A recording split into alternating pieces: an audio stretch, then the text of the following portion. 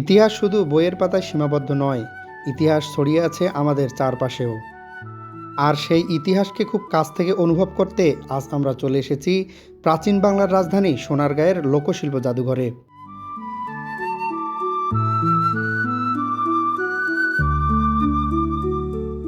কি নেই এখানে! বড় সর্দার বাড়ি, লোকশিল্প জাদুঘর, পুকুর, সবুজের সমারোহ এবং বিনোদন কেন্দ্র সব কিছু পেয়ে যাবেন একসাথে।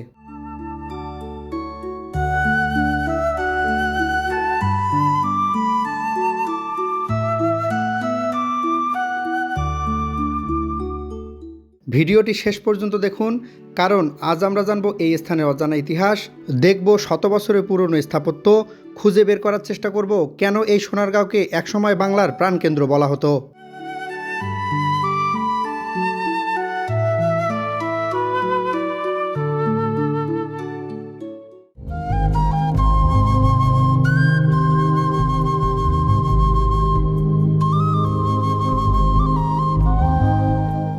জাদুঘরের মূল ফটকের ভিতরে প্রবেশ করতেই চোখে পড়ল এরকম একটি জীবন্ত ভাস্কর্য।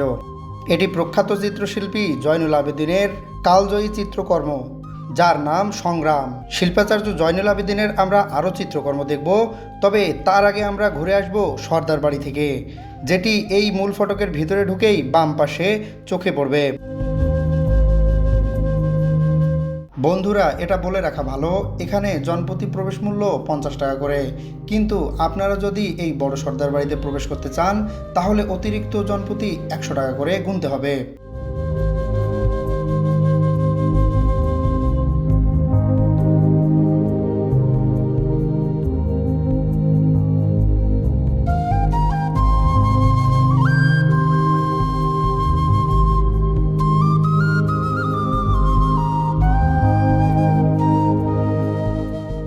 ভবনটির স্থাপত্যে মুঘল এবং ইউরোপীয় শৈলীর প্রভাব লক্ষ্য করা যায়। ভবনটির সবচেয়ে আকর্ষণীয় দিক এর সূক্ষ্ম কারুকাজ এবং এর নকশা।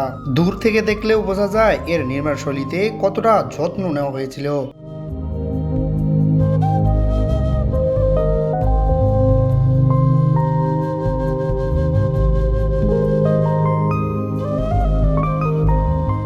ভবনের এসব কারুকাজ দেখার পাশাপাশি আরও আপনারা দেখতে পাবেন প্রায় 400 বছর আগের পুরনো আসবাবপত্র, ব্যবহার্য সামগ্রী, ঐতিহাসিক নিদর্শন এবং লোক সংস্কৃতির বিভিন্ন উপকরণ।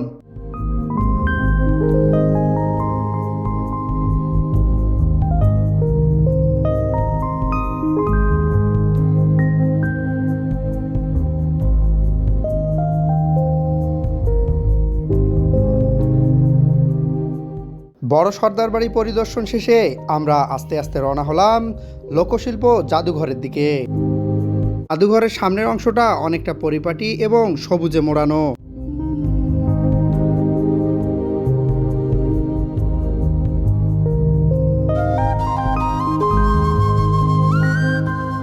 এটির সামনে জয়নুল আবেদিনের একটি ভাস্কর্য ছিল, যেখানে ছবি তোলার জন্য ভিড় লেগেই আছে।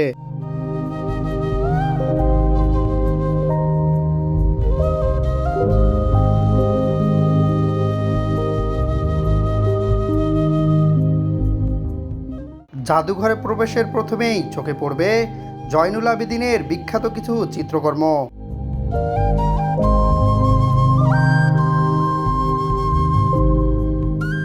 বন্ধুরা, সোনারগাঁয়ে এসেছি, কিন্তু নকশিকাঁথা দেখব না, সেটা কি করে হয়? নকশিকাঁথা ও সোনারগাঁও একে অপরের সাথে ওতপ্রোতভাবে জড়িত।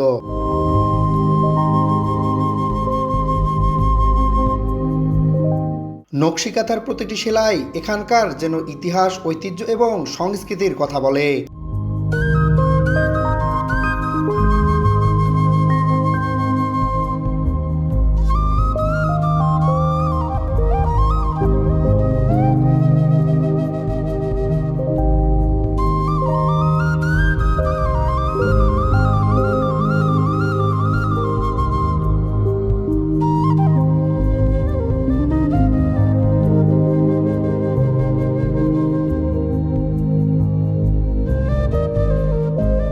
বন্ধুরা দেখুন, এই যে মাছ, চিরুনি, ফুল, হাতি সব কিছু যেন জীবন্ত করে ফুটিয়ে তোলা হয়েছে এই এক একটি নকশিকাঁথায়।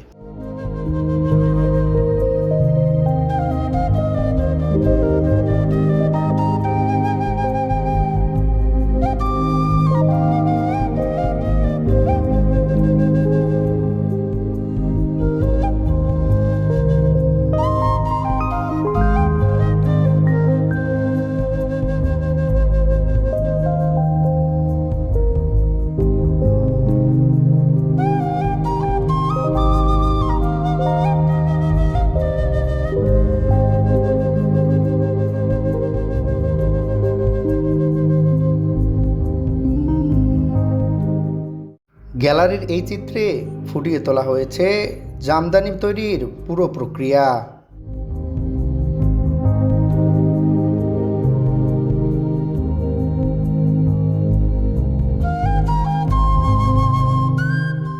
তুলা গাছে তুলা উৎপাদন থেকে শুরু করে এখানকার সুতা কাটা এবং জামদানি তৈরি প্রত্যেকটি প্রক্রিয়া এখানে সুন্দরভাবে উপস্থাপন করা হয়েছে।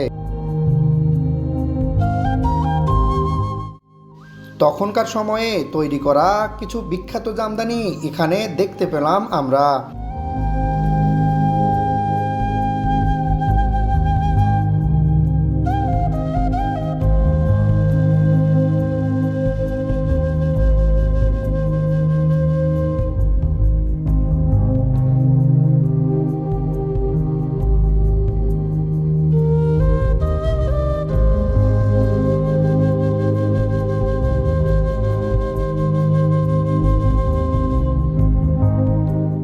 বন্ধুরা, আগেরকার দিনের যে ব্যবহৃত অলংকার এবং এখানে দেখানো হয়েছে ব্যবহার্য জিনিসপত্র, তারপরে পাশাপাশি যে ব্যবহার করতে পান খাওয়ার জন্য সুপারি কাটার যে সত্তা সেটা এখানে দেখানো হয়েছে।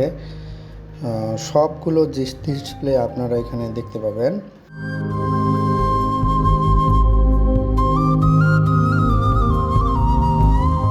জাদুঘরের ভেতরটা খুব ভালোভাবে দেখে আমরা বেরিয়ে পড়লাম আশপাশটা ঘুরে দেখব বলে। বাইরে বেরিয়ে আমরা এখানে একটি সাম্পানেরও দেখা পেলাম।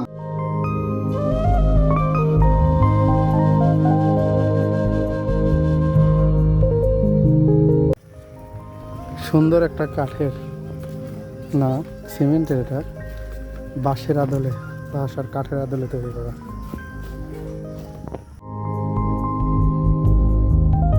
এই জায়গায় আসলে আপনাদের একসঙ্গে দেখা মিলবে 3 ধরনের সেতু, যার একটি বাঁশের তৈরি একক সেতু, আর একটি বাঁশের তৈরি ব্রিজের মতো এবং অন্যটি কাঠ এবং সিমেন্টের তৈরি। এখানে নাগরদোলা দেখে উঠতে খুব ইচ্ছে করছিল, কিন্তু সময় স্বল্পতার কারণে আর ওঠা হয়নি।